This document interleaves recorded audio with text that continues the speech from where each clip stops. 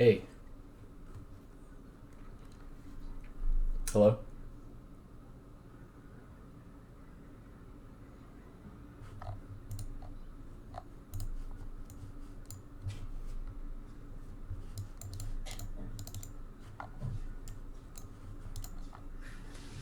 Hi, how are you?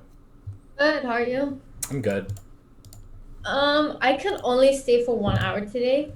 Yeah, that's fine. And I have the pass. So I think last time we said we were gonna go over cars Okay. pass, and I have it open, so maybe I can just share.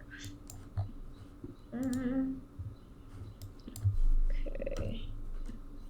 So I just picked like a random one. Okay. Yeah. Um, all right. Let's just go into it. So, let's see.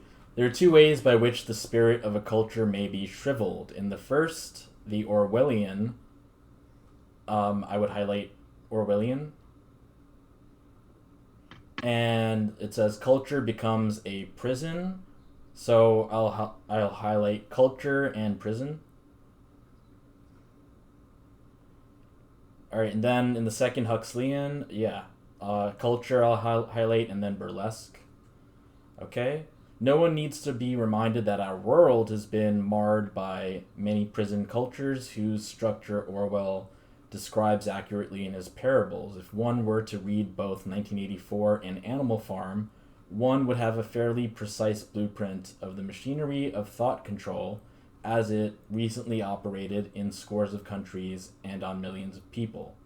Um, okay, what Mhm. Huxley teaches in his novel Brave New World is that in the age of advanced technology, spiritual devastation is more likely to come from an enemy with a smiling face than from one whose countenance exudes suspicion and hate.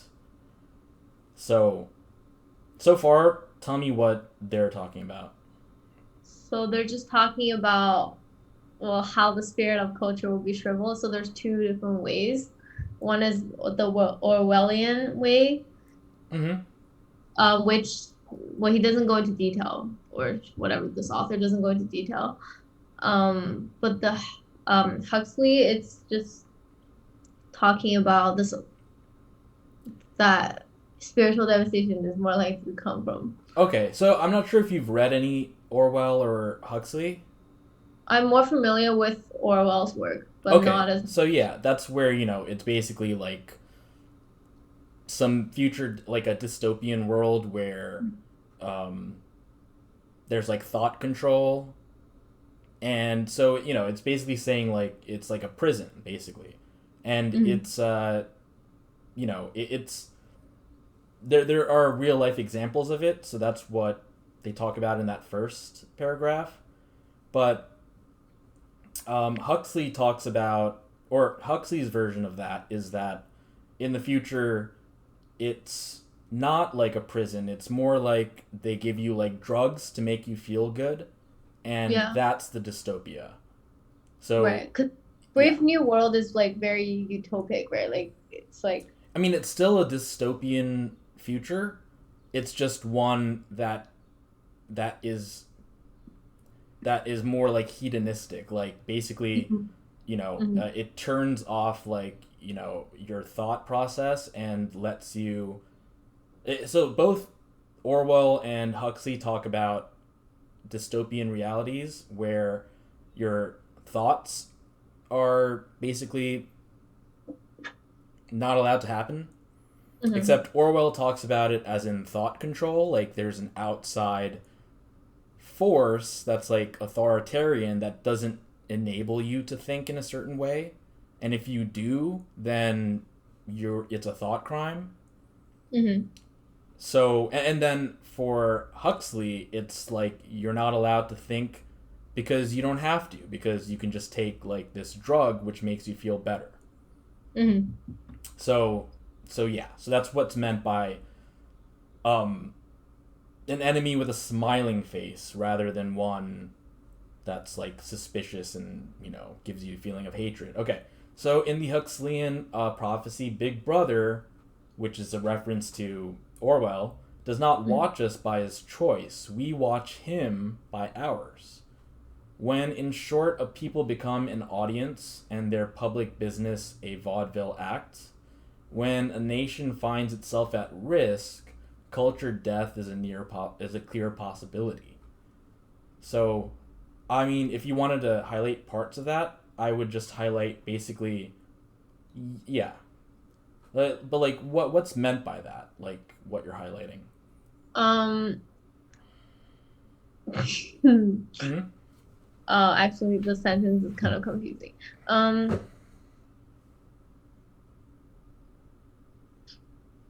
When people become an audience and their public business evolved, I don't know Vaudeville what is. act. So Yeah. that's What is? like that's basically like this like type of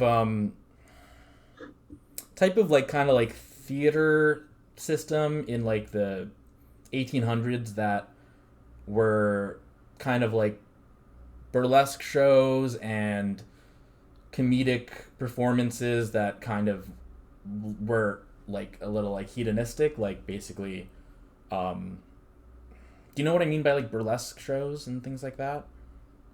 No. Okay, like a burlesque show is kind of like, it's not like it like is a little like sexual in the sense that,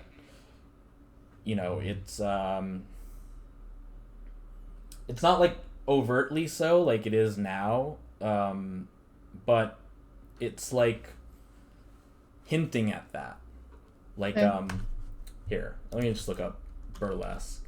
Yeah, So, I kind of have an idea, but like I'm not sure what it. yeah, burlesque is a basically a literary, dramatic, or musical work intended to cause laughter by caricaturing the manner or spirit of serious works by ludicrous treatment of their subjects.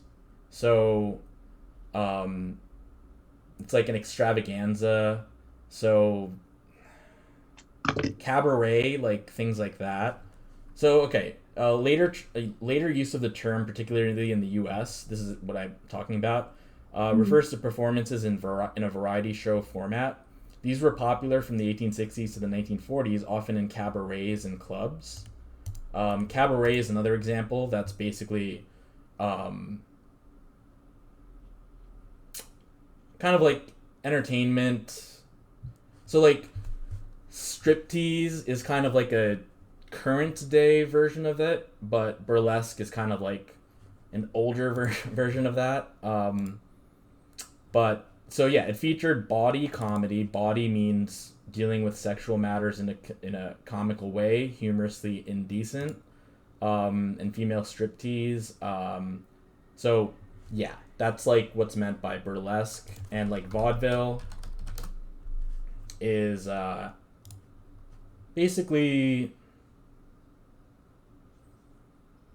um,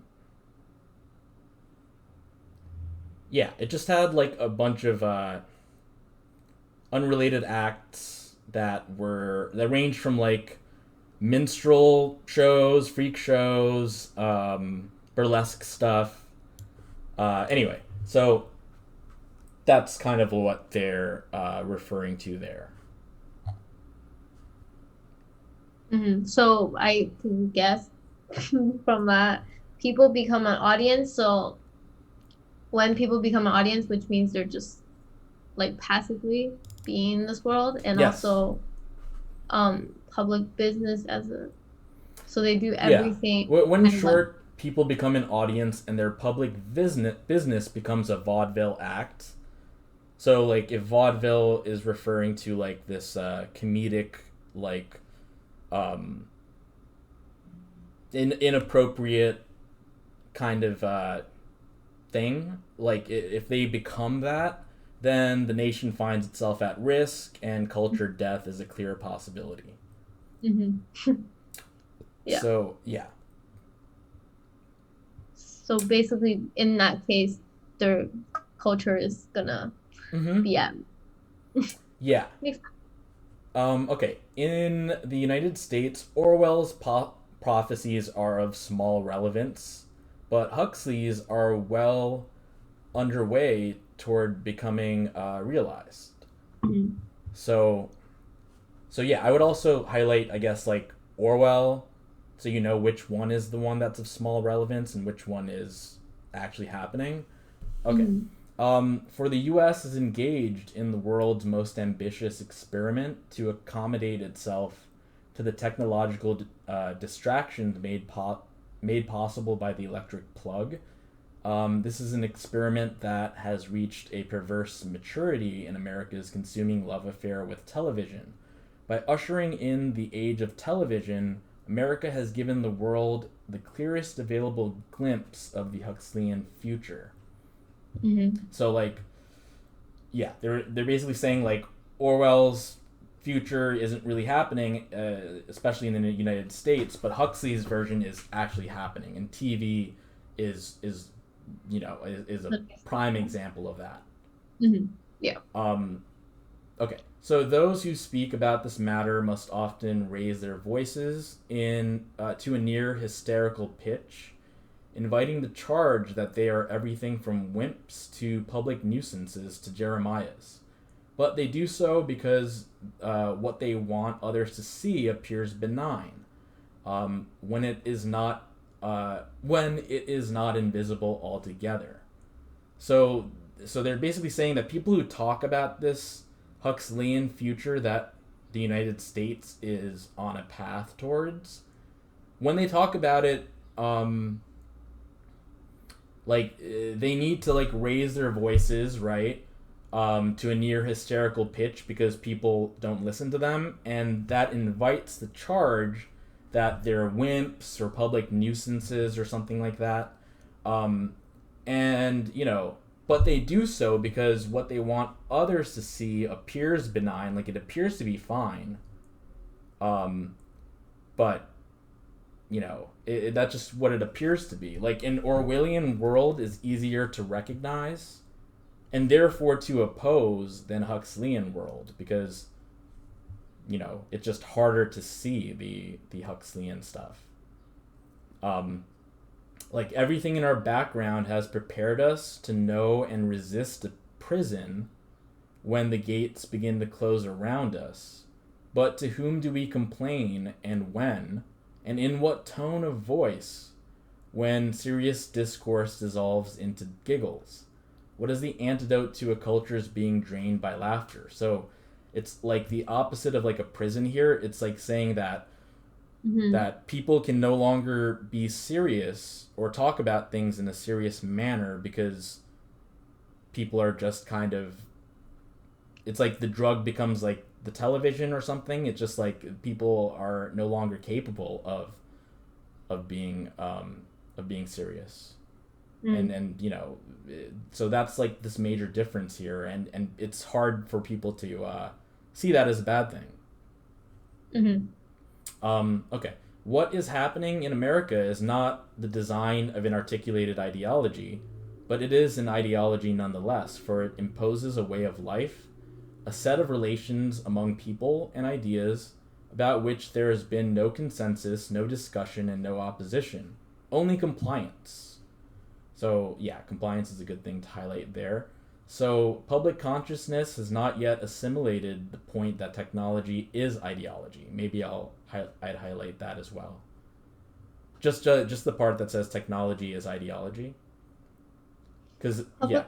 again they're So, comparing and contrasting like the Orwellian um type of dystopian future, which is a design of an articulated ideology where because in George Orwell's books, he talks about particular things like thought crimes, Big Brother is watching you, um, thought police, things like that, where it is articulated. It's like clearly written out.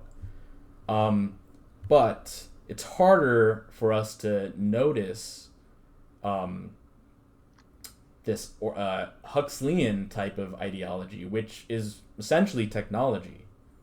So there's yeah, so that's basically what they're saying in that paragraph. mhm. it's hard for people to realize that technology is ideology, and that leads to compliance. Like they comply with that type of ideology from not knowing it. Okay. Mm-hmm. To be unaware that a technology comes equipped with a program for social change, to maintain that. Oh wait. Okay. To maintain that technology is neutral, and to make the assumption that technology is always a friend to culture is, at this late hour, stupidity plain and simple. Um, Mm-hmm. Introduce the alphabet to a culture and you change its cognitive habits, its social relations, its notions of community, history, and religion.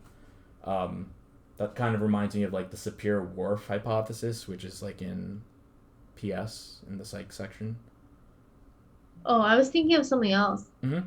What were I you was thinking thinking of? of like the language part, like Mm-hmm. how language can change your cognition. Yeah, yeah. That's the Sapir-Whorf thing. Oh, okay. Well, there's like many different words for it, I think. Yeah, that's yeah, Like, yeah, that's true. yeah, Um, anyway. yeah. So yeah, they're kind of talking about that with alphabet. Mhm. Okay. Now, introduce. So they're saying like introduction of just the alphabet changes a culture, its cognitive habits, everything, right? Mhm. Now they're going to give you examples of technology, like introduce the printing press, and you do the same. Introduce speed of light transmission of images, and you make a cultural revolution, aka TV. Mhm. Without a vote, without polemics, without guerrilla resistance, here is ideology, pure if not serene. Here is ideology without words, and all the more powerful for their absence. So, like, this ideology that is not clearly articulated is more powerful because it's not articulated, because it doesn't need words. It doesn't Mhm. need, articulation. All that's required to make it stick is a population that devoutly believes in the inevitability of progress. So if a population believes that technology is progress and that technology is inevitable because progress is inevitable, then this technology as ideology just is going to happen without people noticing, and with people, if they do notice, thinking that it's the right path. Mhm. Okay. Um, so maybe I'd also highlight inevitability of progress. Yeah. Okay. Mhm. Huxley believed that we are in a race between education and disaster, and he wrote continuously about the necessity of our understanding the politics and epistemology of media. For in the end, he was trying to tell us that what afflicted the people in Brave New World was not that they were laughing instead of thinking, but that they did not know what they were laughing about and why they had stopped thinking. Mhm. So so at the end, he's trying to tell us that um, what seems to be the problem that we're heading towards isn't that we're laughing instead of thinking, but because we don't know what we're laughing about, and we don't know why we had stopped thinking. Mhm. Okay. Okay. So now they're asking the assertion that the introduction of an alphabet changes cognitive habits is. So basically, this is like, is it supported, right? Yeah. So So they're let's saying do move. this and you change these things. They haven't. Okay. Um. So A is not going to be it. I don't see any objective data in the passage. I don't know about B. Contradicted by the assertion that television. Yeah. So I would lean towards C. Yeah. As well. Contradicted. Yeah, no. Yeah, because A doesn't make sense because it doesn't talk about literacy rate. Mm-hmm. There's no objective data, and then it's not contradicted, so it has to be C. Yeah. Should I turn this on? Probably as we Um, go. oh, that just tells you, like, it explains If the answer after you confirm it? Sure. okay, or like if we did it Okay. right. Yeah. Okay. Okay, good. Oh, okay. Um, Oh.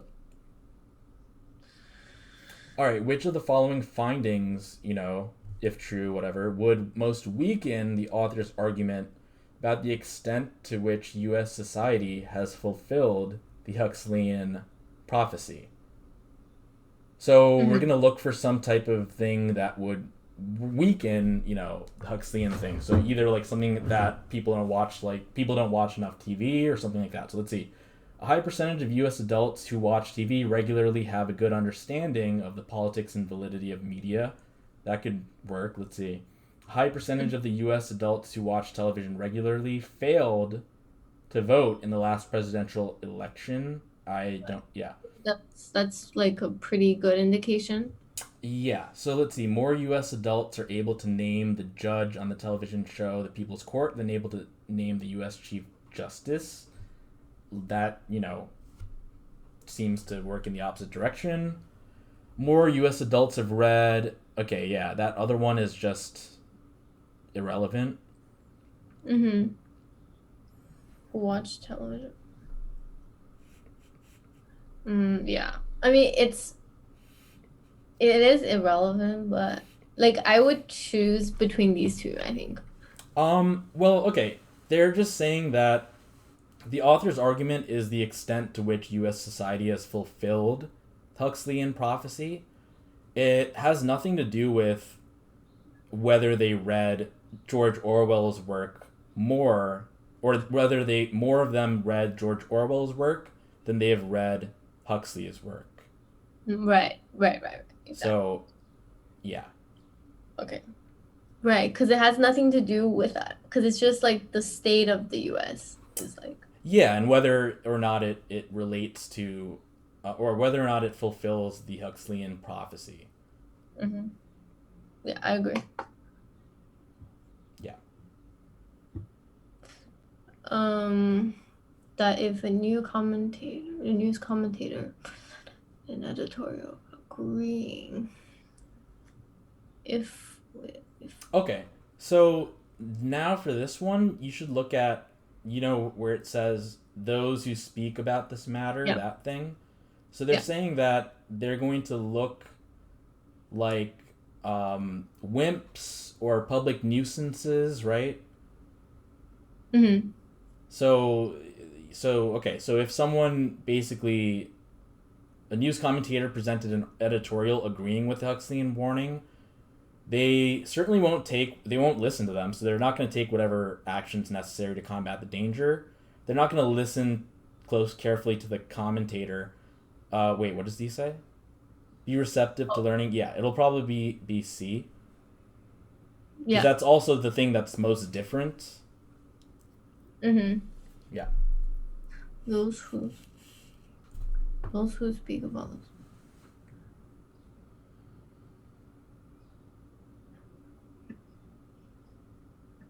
Mm. Oh, I see. Okay, yeah, I agree. Mm-hmm. Okay. One can justifiably infer from the author's argument that if a presidential election campaign in the U.S. involved trivial candidates and discussion, the public would. So Wait, I would, justify. uh, like, scroll down, but I would think about D, because they're kind of saying that, you know, um,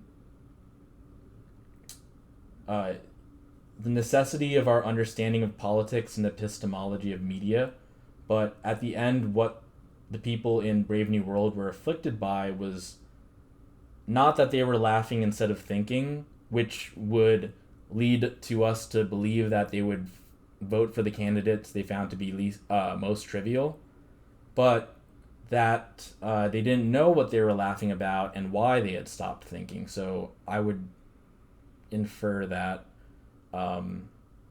that they would basically not notice it. Because if they voted for the candidates they found to be least trivial, then we're not having a Huxleyan future. If they're voting for the candidates they found to be most trivial, then that means that the Huxleyan future is sort of happening, but people are aware of it, so they're choosing the more trivial candidate on purpose. Denouncing the entire campaign would kind of be more involved with vote for the candidates they found to be least trivial, because they're just basically saying that these are trivial candidates in discussion and they don't want any of that. Mm-hmm. But yeah, not even notice it. That's what I think. Yeah. Yeah, I agree. Okay. Mm-hmm.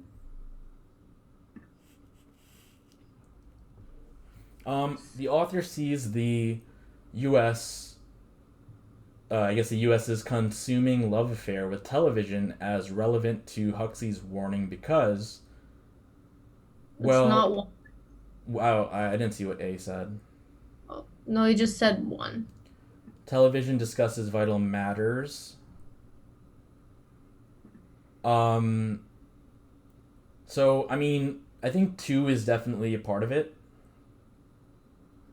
I will cross out one first. Sure, yeah. Yeah. Can cause negative social change. I mean, What did C say? just one and two. Okay.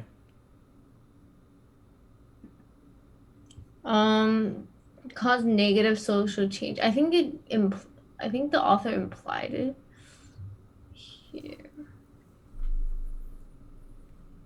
Yeah, so they're telling us that technology comes equipped with a program for social change. And Mm-hmm. then they talk about how technology changes people's way of thinking. Yeah, but it didn't explicitly say negative social change. It just said social change, so I don't know. Well, okay, let's see.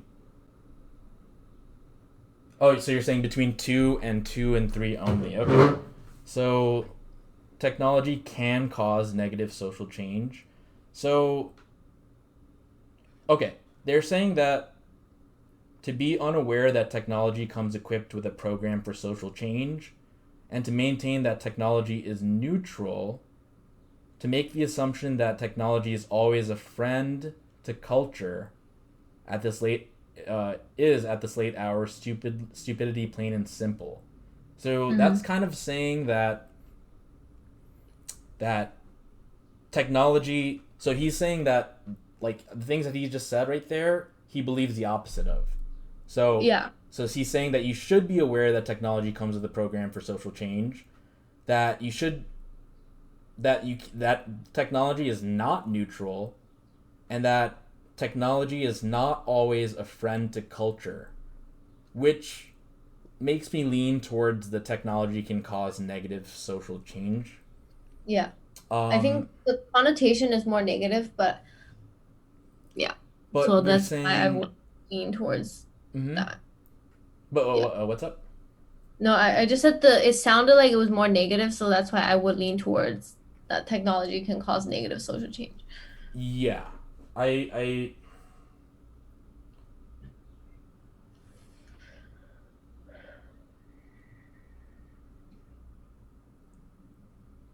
yeah, I see the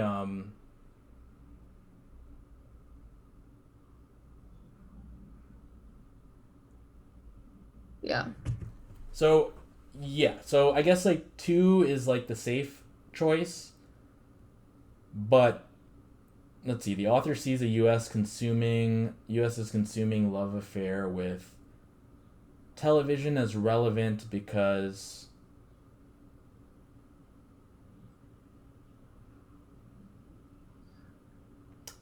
yeah, I think I would lean towards 2 and 3 only. Mm-hmm. Okay, let's try it. Okay. Yeah. Yeah. Yeah, so they're saying that to be unaware, yeah. that's the part that they're saying that, that it's not neutral, and that it's not always a friend to culture means that it's not always doing Mm-hmm. positive cultural changes. So that's Mm-hmm. what makes me think that it's negative. Yeah, agree. Okay. All right, new passage. Mm-hmm. Okay, we can do this one because I do not like this topic at all. Okay. Yeah. All right, let's see.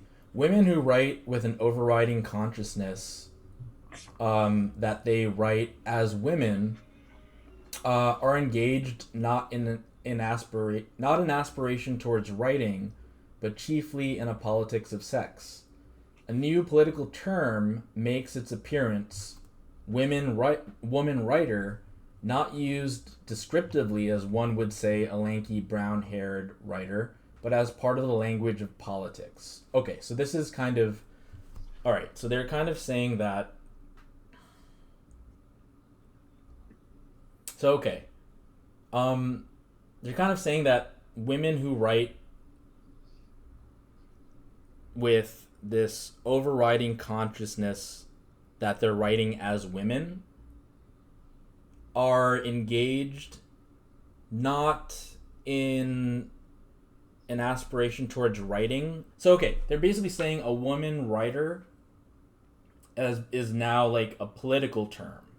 Right. So I would even highlight where it says political term.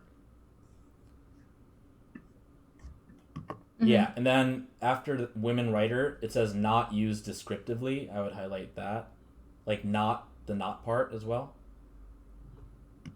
So that yeah, so they're basically saying a woman writer is not just a writer who happens to be a woman, Mm-hmm. but it's a political term now. So like basically it's a woman writer who is writing about um Mm-hmm. it's writing about like the politics of sex, I guess. So it's going to be Yeah. writing about women's like issues, I suppose. Yeah. That's what I'm thinking too. Okay. So now let's see. Now a politics of sex can be very much to the point. No one would deny that the movement for female suffrage was a politics of sex, and obviously any agitation for equality in employment, in the professions, and in government is a politics of sex. But the language of politics is not writer's language.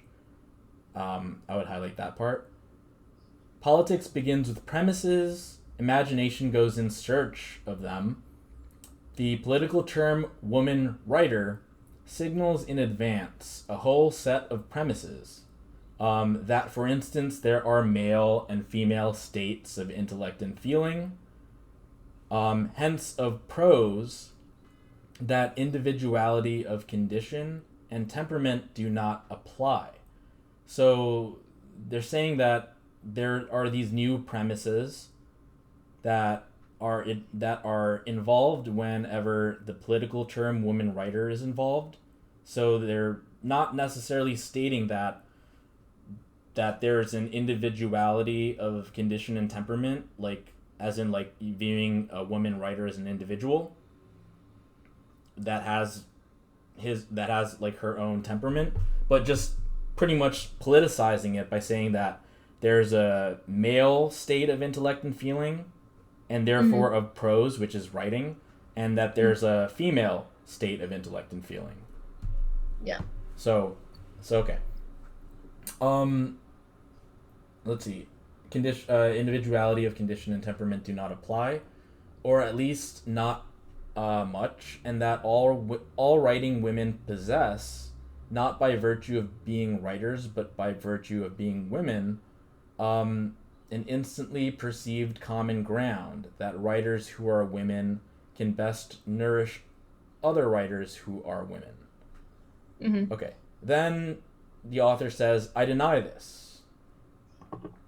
There is a human component to literature that does not separate writers by sex, but that, on the contrary, engenders sympathies from sex to sex, from condition to condition, from experience to experience, from like to like, and from unlike to unlike.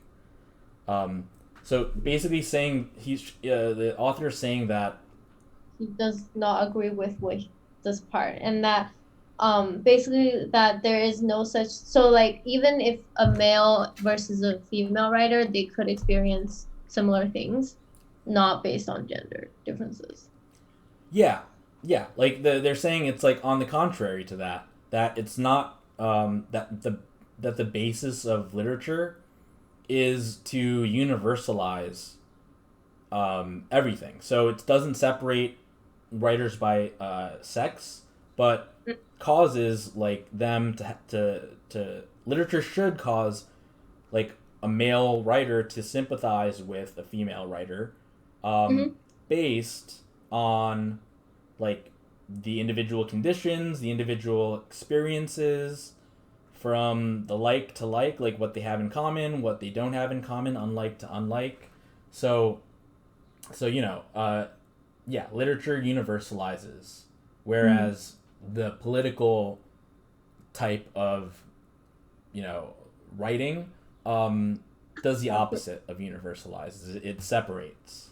So okay, without disparaging particularity or identity, it universalizes. It does not divide. So that's basically saying the other way of looking at it does cause division. Mm-hmm. All right, does a, and it's in quotes, right?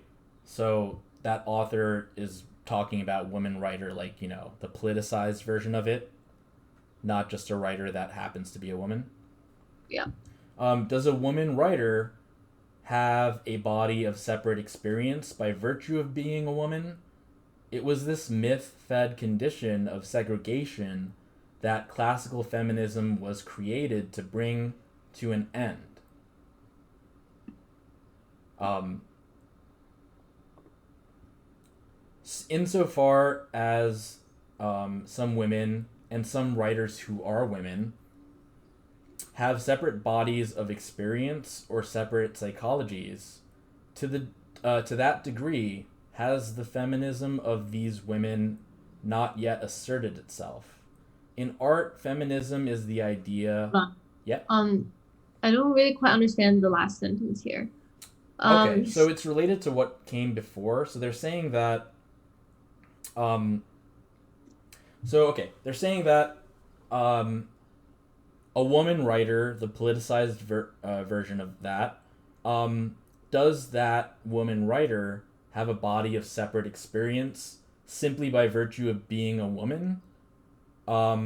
And then it states that it was this myth fed condition of segregation that classical feminism was created to bring to an end.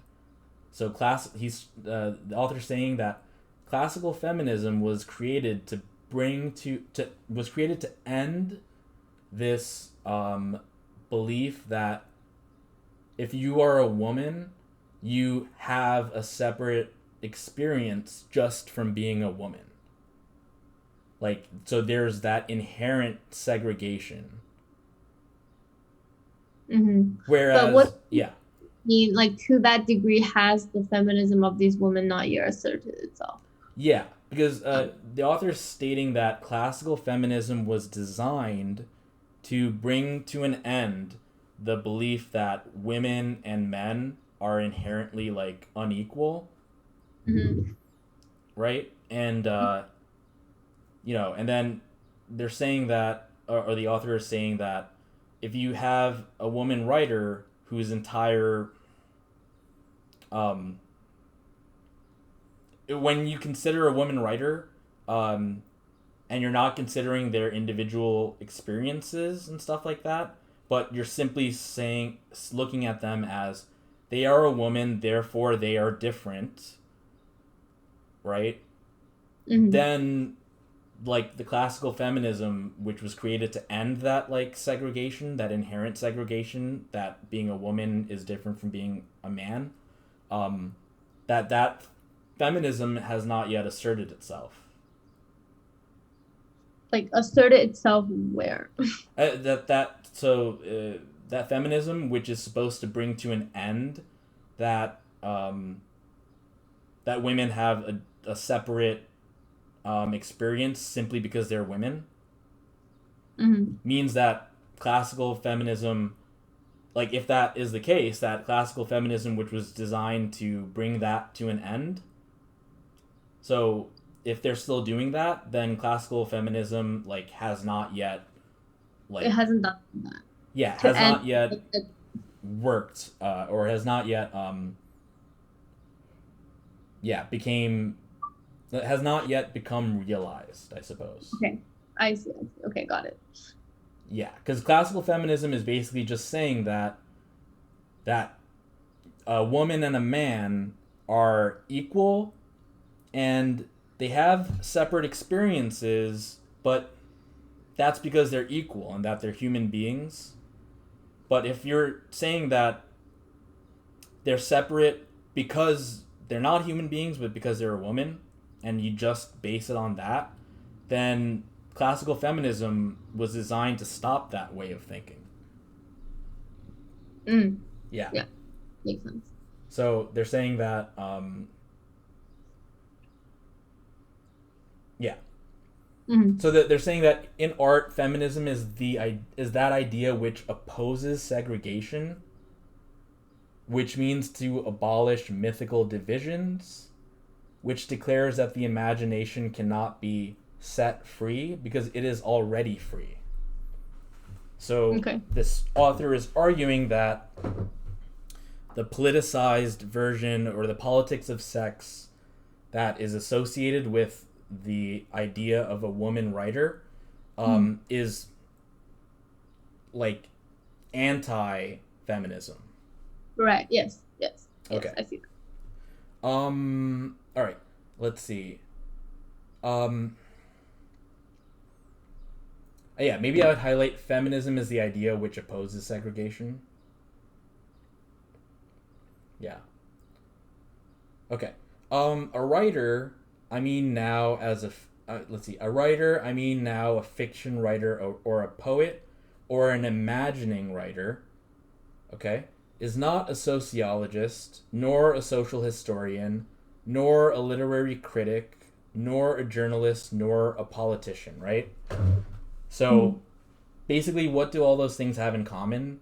Like sociologist, literary critic, journalist, politician, like they're all involved in, I guess, politics, I suppose, or, like specific matters.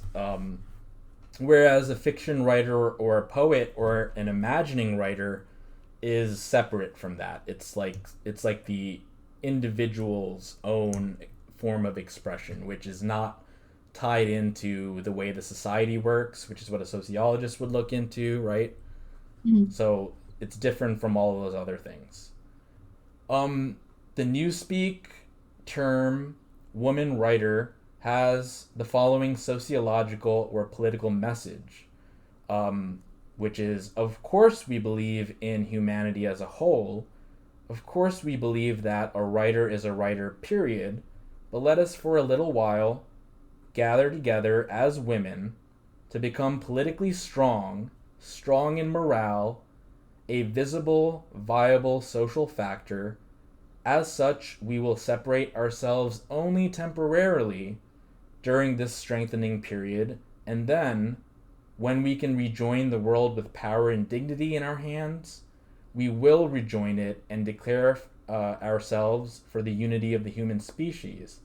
This temporary status will be our strategy in our struggle with society. So basically, they're saying that Right. this So is I think yeah. what they're saying is that it's only temporary, that they're just gonna separate the two. Mm-hmm. Like that there will be a difference between male versus female, or like there will be that segregation, but it's only temporary because of their struggles in the world. Yeah, yeah. Basically, they're saying that Until it becomes equal, yeah, then they will go back to like whatever. yeah. Like after we, through sociological means and political means, right?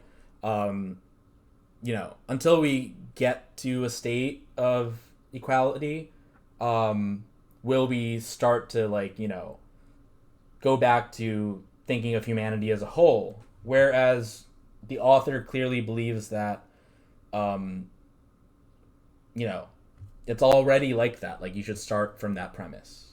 Mhm. So, okay, that is the voice of the woman writer, again, in quotes. Um, but it is a mistaken voice. Only consider in intellectual life, a new generation comes of age every 4 or 5 years. For those who were not present at the inception of this strategy, it will not seem a strategy at all. It will be the only reality. Writers will very soon find themselves born into one of two categories: woman writer or writer. And all the writers will be expected to be male, an uninspiring social and literary atmosphere the world has known before. So okay. Then that last paragraph is just criticizing the stuff written in the previous paragraph, Mhm. because they're saying that this so-called temporary separation Yeah. is not going to seem like that. It's going to Right. seem like that for the people who say, like, okay, as we start this, it'll be temporary, but for someone who comes from a different time period or whatever, it's not going to seem like a temporary thing. They're already going to be involved in that new kind of, you know, so-called strategy. So they're not going to see it as like this temporary thing. Yeah. Um, yeah. Let me see that last paragraph again. Um, yeah. So new generation comes of age every 4 to 5 years. So for different generations, right? AKA for writers, it's going to be their only reality, which is that they're not, um, that they are separate instead of like separating only temporarily. So, they're going to basically find themselves in two categories, either a woman writer or writer, and Mhm. that all the writers like will be expected to be male.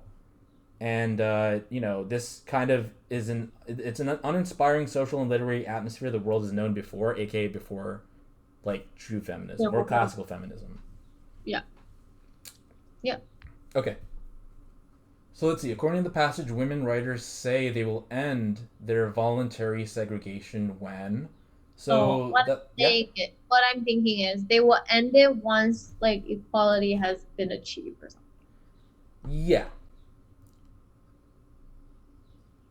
So I So think it's so okay. Let's see. I mean, yeah, that's like a good example. They're saying, let us for a while gather together as women to become politically strong. Um, yeah. yeah, And imagination, it's not. I think this one's there to confuse you yeah, because because that's that's something dealing with about. that. Yeah, and he's saying like it's already free. Right, exactly.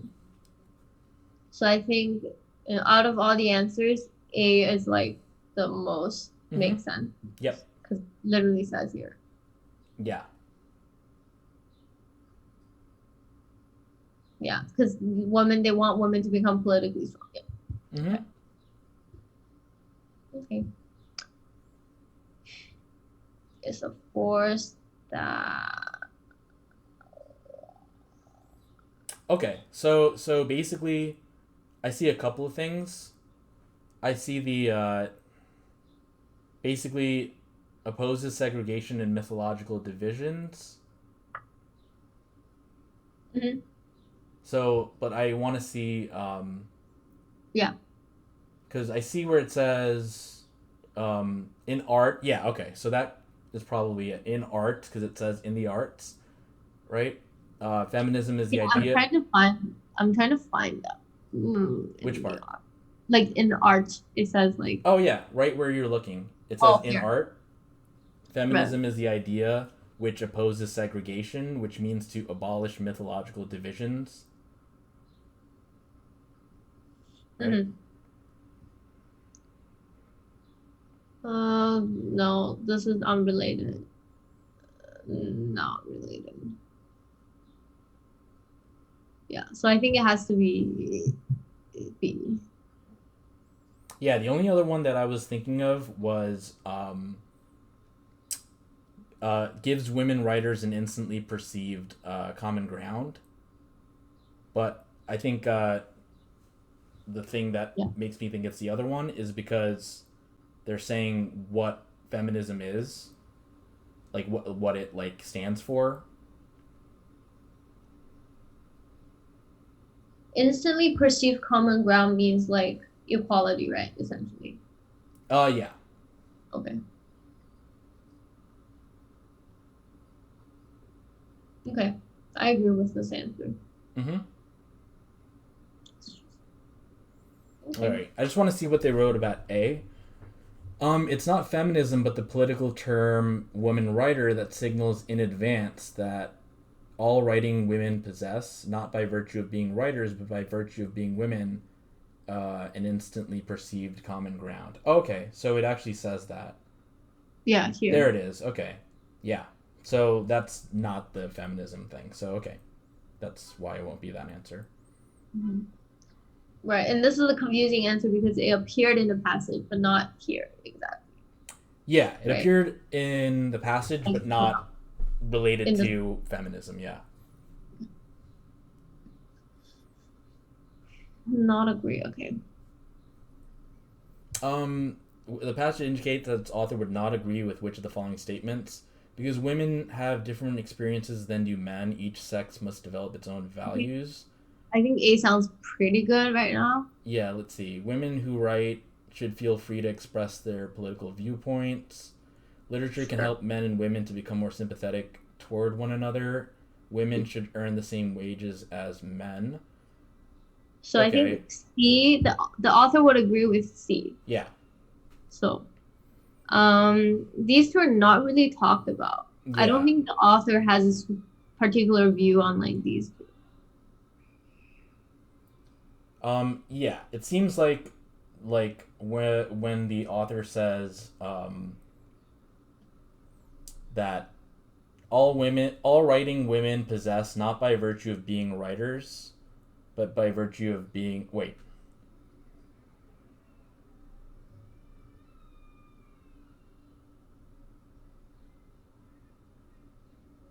Because women have different life experiences than do men, each sex must develop its own values. So I'm leaning towards that, but I just want to find something in the passage that would. I think A, the evidence I would say comes from this part. Okay, well, they're saying that the premises above. Wait, okay. Like I think the author is saying that women, even though they do have different they shouldn't have different life experience, or like they should have similar life I'm, experience. I'm looking at the part that says each sex must develop its own values. Wait, where is that? Oh, just in A. So I'm looking at the passage above it. So I just see where it says, male and female states of intellect and feeling, and individuality of. Okay, and then.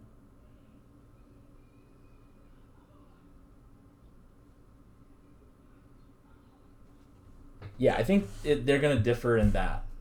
In that, engender sympathies from sex to sex.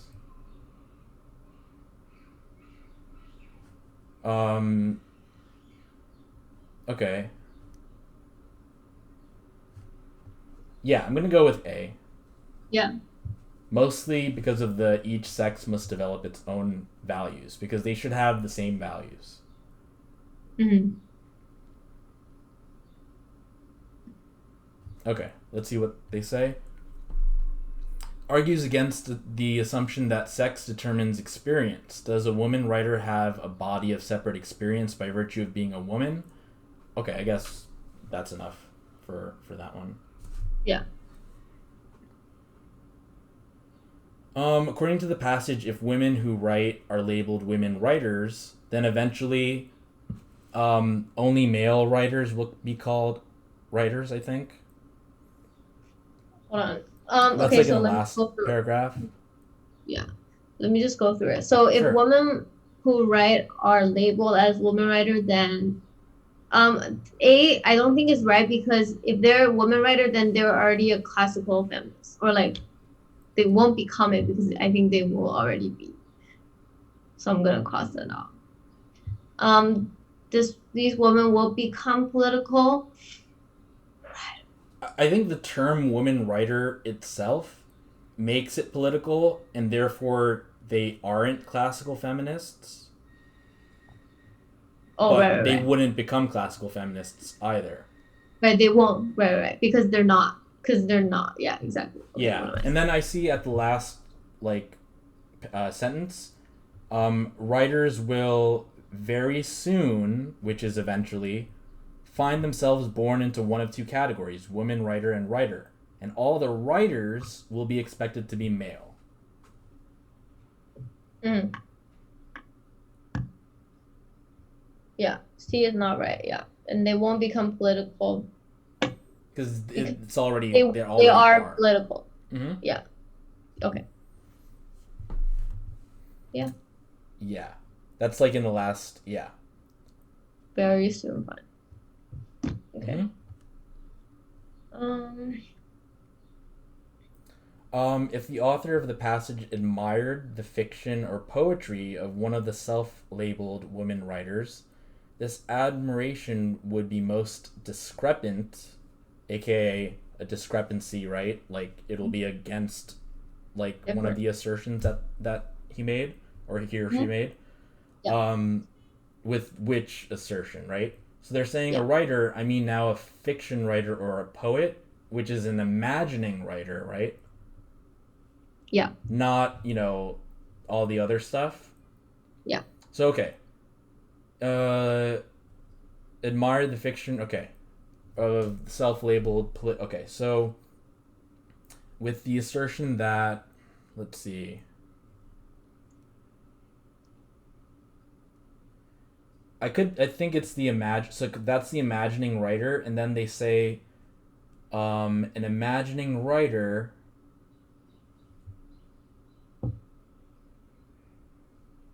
should not use the language of politics. Is that said? Let's see. I think it's okay. Let's just go through it. Okay. So A says classical feminism was created to bring an end. It doesn't really relate to the admiration for woman writer. So basically, I think okay. Yeah. No, I don't think A is right. And then woman writer believes they can be nourished only by. But is the writer a woman? I don't know. It's not related. Yeah, I think the imagining writer is what we should get from the poetry and fiction, right? Yeah. And so then they say, um, let's see. Okay, so an imagining writer should not use the language of politics. Um. Oh, discrepant. Okay. Yeah, like what? So if this person likes the imagining writer aspect of a woman writer, which is by his or her definition not an imagining writer, right? So what would be most like discrepant here? Mm-hmm. Yeah. So the imagining writer should not use language of politics. Like, let me if you like scroll up a bit, maybe I can see some more stuff here. So let's see. Oh, okay. So let's see. Language of politics is not writer's language, right? Politics begins with premises. Imagination goes in search of them. Okay. The political term woman writer signals in advance a whole set of premises. Okay. That. Okay. Deny this. Human component does not separate it. Okay. Okay.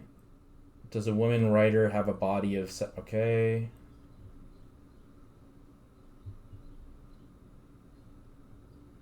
Admire for. So they're saying that In art, okay, imagination cannot be set free because it is already free.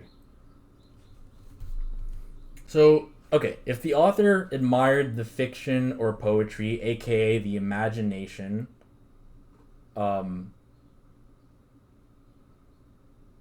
because they're saying that a fiction writer or a poet is an imagining writer. So that's why Mm. I'm looking at the imagining writer part. Yeah.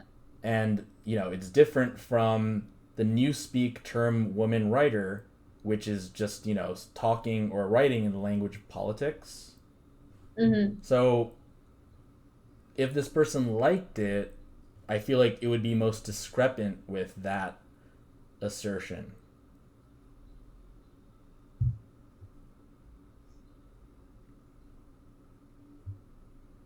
Mm. Okay. Yeah, because basically, he's saying that an imagining writer should not use the language of politics. But if it's a woman writer, that means that this writer is using the language of politics. And if the author admired, you know, the fiction or the poetry of that writer, then there's a discrepancy, right? Yeah, yeah, for sure. Yes. Okay. I see now. Yeah, none of the other answers make sense. Mm-hmm. Okay. Yeah, let's see. So, admiration for the creative works of a self labeled woman writer would be inconsistent with the beliefs that such women are engaged not in aspiration towards writing, but chiefly in the politics of sex, and that an imagining writer is not a politician. Right. Yeah. Yeah, That makes makes sense. sense? Mm. Which of the following works would the author of the passage be most likely to describe as literature? Right? So something that universalizes, right? Doesn't divide. Okay, so a play in which men's and women's lives are treated sympathetically, an essay about the women's liberation movement of the 1970s, too political, a novel that attacks men for their ignorance of feminism, no, a tract arguing that the next president, that's a lot of these, yeah, it's going to be that one. Because those are very political, right? Yeah, and they're just talking about one, like, like as opposed Gen. to the other. Whereas A is the only one that's saying that we're kind of like universalizing it. We're seeing men's and women's lives sympathetically instead of Mm. just the rest of them, which is saying that people aren't sympathetic to women, and so we're gonna argue that the next president should be a woman, or that men don't know enough about feminism, or a lot of those things. Mm-hmm. Yeah. Okay. Wait, what time is it? Oh. All right. I think that's good. All right. Any questions with how we went through those? No, it makes sense. I think my problem is, I think I'm overthinking. Like what in particular? Pardon? Like what in particular? Just like as we go through the passage, Mm-hmm. I think my understanding of the passage is correct Mm-hmm.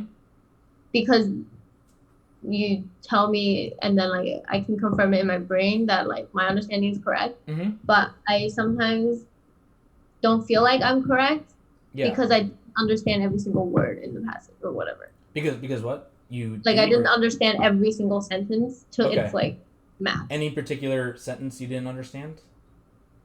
Just like the one that I asked you. Like Okay. yeah. So I feel like maybe sometimes even if I don't understand like half of a sentence, I shouldn't doubt that I didn't understand the paragraph maybe. Yeah.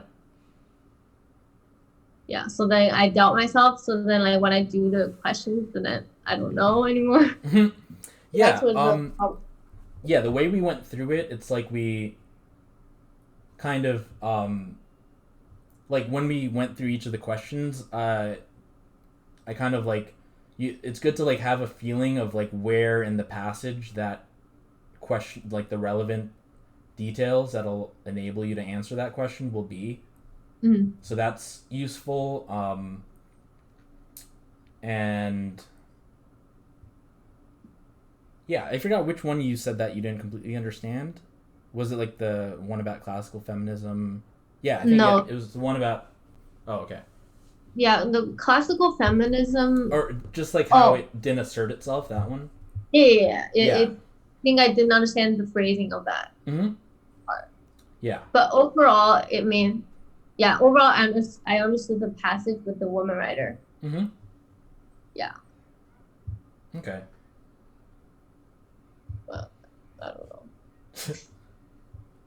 And sometimes I feel like I've been trying to do different passages. I've been trying to do them like consecutively. Yeah. And what happens is like I will do fine in the first few and then like later on my understanding of the passage just like goes down. Like when So you say like the first few, like what do you mean? Like the first few if questions I of one passage? no, like if I do like let's say four passages, Yeah. I'll do well on the first two and then not so well on the last two. Yeah. I mean, like I guess like because you're getting tired. Yeah. Is there a way to like combat that?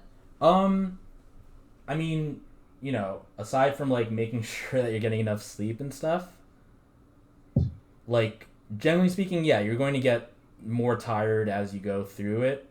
Um, so, but it could also be due to like just the passages being like tougher. So maybe you can like so the first thing we have to determine is um those passages that start to get harder, are they objectively harder passages? If they are, then that's going to be the reason. If they aren't, and so okay, so I guess the next time you do this, you're saying that if you do four passages, the last two will be harder. Yeah. So let's so try this. Try to like hold off on those passages and then make them the first ones that you do the next time. That Mm-hmm. way we can determine if it's the passage that's difficult or if it's just fatigue. Mm-hmm. Because if you can do those last two passages better when they're the first two passages, then we know it's a matter of fatigue. Yeah. Um, but if you still find it hard to do them, whether they're the first two or the last two passages of your day, then it leads to us like I guess believing that they're just tougher passages. So like Yeah. the ones that we did today, were they like why did you choose those ones? I chose them because I don't like the topic of woman writer. I just like literature, Yeah. as you probably tell. And the first one so the first passage when I did it the first time I didn't really understand it. Mm-hmm. Like, so that's why, yeah. But after going through it, I feel like I do understand. Yeah. Which Yeah. so I don't know. Yeah. That first passage, I guess like it's interesting because I've always like thought of that topic, just from reading like those two books and thinking about it for some reason. So a lot of like that kind of was like what I was thinking of anyway. But obviously, like there's no way to like study for that. But that second paragraph, I mean that second passage, um, is very subtle in in what it's talking about. So I can see how that one's going to be a tougher passage. Yeah, I thought it was gonna be tough, but it just happened that I kind of agree with what the author says. So I feel like that made it like easier, maybe. That probably helped you gain more of an understanding for what the author's perspective is or the author's views, because most of these questions they just involve like what the author's actually thinking. Yeah. So yeah, so pretty much in all of these types of passages, like it's like the author is presenting some information, but it always comes down to like what is the author's like actual feelings, what's the author's actual views, and everything in the passage serves to like strengthen, or give support to the author's argument, or doesn't support it. It's just that the writing for that the woman writer thing is a little bit more subtle. So as we do more cars passages, and feel free to like send me more by email, like maybe we can like determine more like the types of passages that you find to be like difficult, and why, and I guess like go from there. So yeah, first determine like whether or not it's fatigue or difficulty of passages by trying to do those passages that are at the end in the beginning the next time. Yeah, I mean, sometimes I do feel like it is fatigue just based on like trends that I've seen. Yeah, usually, yeah, just based on doing like full length, like. Yeah. So. Yeah, because it's it's a lot. It's a lot. So like fatigue is always like an element of it, but at the same time, certain passages are easier than other passages. So the worst thing to get is, and this happens all the time, like where the last couple of passages are harder because that works against you in two ways. One, they're harder whether or not like whether your fatigue is there or not. But if the harder ones are towards the end of the test, it's like both like the effects of fatigue, which makes it more difficult, but also the fact that they're more difficult. So yeah. So so yeah, as we do more passages, we can kind of like find more like patterns in terms of like which ones give you trouble. Yeah. No, that sounds good. Okay. Yeah. So yeah, it seems like you've done like all of them. So if you go through them, like all the ones that you've done, and then like isolate the ones that you had trouble with. Yeah, we can go over those. Okay. Yeah, sure. Okay. Yeah, sounds good. All right. Any other questions about what we went over today? No. Okay. Yeah. All right. How's like your studying going? Like aside from that. So studying, I don't know. It's been like I've your been test feeling is on the 30th. Yeah. Okay. So that's like 2 weeks, kind of. Yeah. I've been feeling a little bit unmotivated, I'd say. Just because, like, I don't know. I just feel like content review is kind of a pain. Well, yeah. That's why, it's good to do it, like, as you need to, as, like, Yeah, I do feel like that, but also I feel like I probably do my best when I know everything. But I feel like now I'm kind of forgetting of some things. And I don't know. Yeah, I mean, you're never going to know everything. Like, Yeah. That's kind of like a fallacy that a lot of people believe. Like, you need to do, so much content review where you need to know everything in order to, like, answer questions. But, we've kind of, like, proved that isn't necessarily the case. Yeah. There's a lot, because it's like a critical thinking test. So, like, yeah, you're not going to have to know everything. I mean, there's certain things you have to know, obviously, but as you do like those next step science sections, you'll see like what you need to brush up on, and also like it helps to maybe make like, oh wait, did you ask for like my Anki cards? Yes. Okay, I can send them to you. But yeah, you can also make like Anki cards for whichever questions you got wrong to help like bolster like to help know that you got something. Like if you got something wrong, that means you didn't know it, so you can make a card based on that. So as you keep doing the problems and stuff, you can learn from just looking, doing the review. Yeah.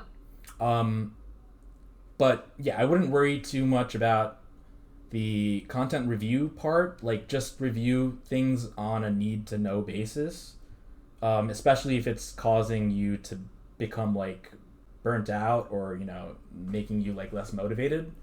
Yeah. So so yeah. So for cars, just let's spend more time. So I guess next time we meet, um, go like pick out some like cars passages that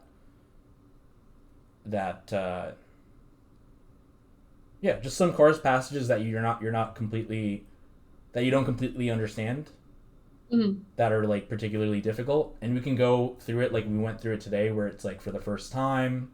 Like I know it's like not for the first time, but like we treat it as if it's for the first time. So I can tell you like what to like focus on, and we can go through like the questions together. And then for the next step, science sections, um, you know, you can choose pick the ones that we can go over.